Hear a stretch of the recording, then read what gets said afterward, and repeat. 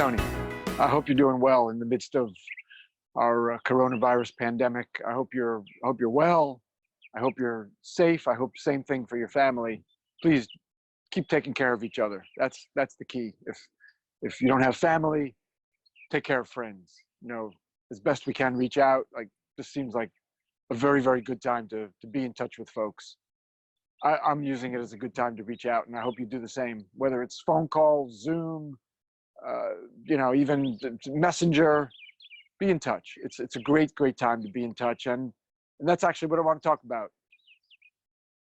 Planned giving, being in touch with your donors. You know, what do you do now with those donors who have committed that you're in their estate plan? You know, they're your planned giving donors. They're probably older. In the vast majority of cases, they are. So maybe you're a little reluctant to reach out because they're more susceptible to the virus. So they're more shut in. They've got children and grandchildren. Even if they live across the street from each other, which is the case in one woman I spoke to, they can't see each other. It doesn't matter how far or how close. You know, they can't be together, and that hurts. That hurts as parents and grandparents. So how do you reach out? You reach out with your heart. You know, just express your concern. Express that we'll get through this. Ask how they're doing. Lots of open questions. You know, how are you? How are you getting meals? How do you keep in touch with your family? How is your family? How are you? How are you keeping safe? Do you have any helpers who come in? What are you doing for meals? Is there a service that's delivering for you, or you find yourself cooking more like a lot of us? What are you doing to keep busy? Watching more TV, listening to more music, movies, obviously I mean at home. You know, lots of open questions. You know, how are you doing? How are you coping?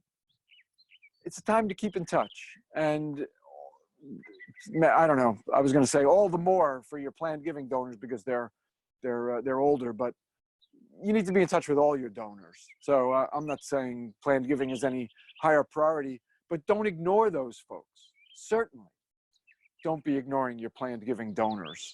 Don't use this as a time of silence, and then in 3 or 4 or 5 months, whenever we're past the worst part of this, then you'll reach out. How did you do? That comes across as insincere as it is. You know, you want to know now how people are doing.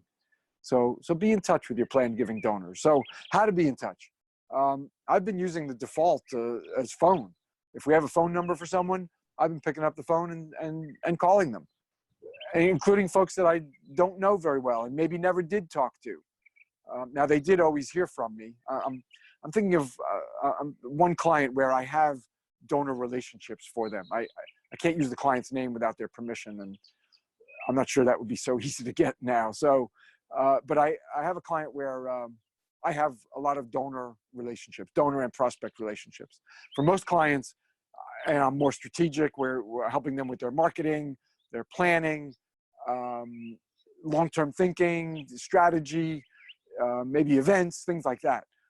But for this client, I do have donor relationships, and as I said, the default is if we have a phone number for them in our CRM database, I'm picking up the phone and I'm having conversations. And some of those conversations go on for a half hour, even 40, maybe 45 minutes. You know, these folks have a lot to tell.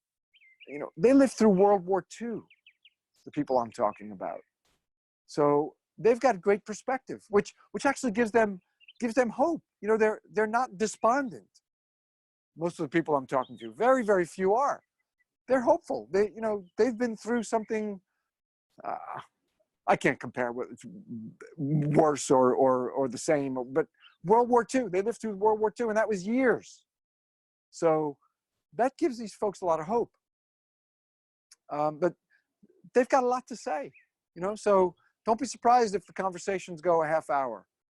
And my advice is don't be looking to cut it off after 5 or 10 minutes. Just checking in. Glad you're well. You know, take care of yourself. You know, so long. That's that also comes across as insincere as it is. Be in touch with these folks from the heart. You really want to know how they're doing. I hope you do. I hope you really, I mean, this is a people business, fundraising. I presume you're in it because you like people. You like relationships. This is a great time to either keep them going or get a little closer with one than you have been. So the default is the phone. I pick it up if I can, if we got a phone number. If not, email. I haven't been getting a lot of email responses, a couple, not many. But again, the act of reaching out, that sincerity comes across, your genuineness comes across. Do it from the heart. These aren't form emails. You can reach out by email and be very sincere. And then if we have neither of those, we always have an address. Handwritten notes. And even in some cases, now I'm thinking about it, I've done some handwritten notes to some folks who I know better instead of email. So, you use your judgment. Oh, cue the runner. Look. Exercising. Very good. Outstanding. Keep, that was a thumbs up, which you didn't see. Keep exercising. I'm at the beach. It's a beautiful place to run, obviously. Look at this setting. Yeah, so in some cases, I've actually done a handwritten note instead of an email. Even though we had an email address. I don't just it felt right for that handful of folks. So you do what you can, do what feels right for you. But handwritten notes, they can be short. You don't have to fill up. This is not a word letter.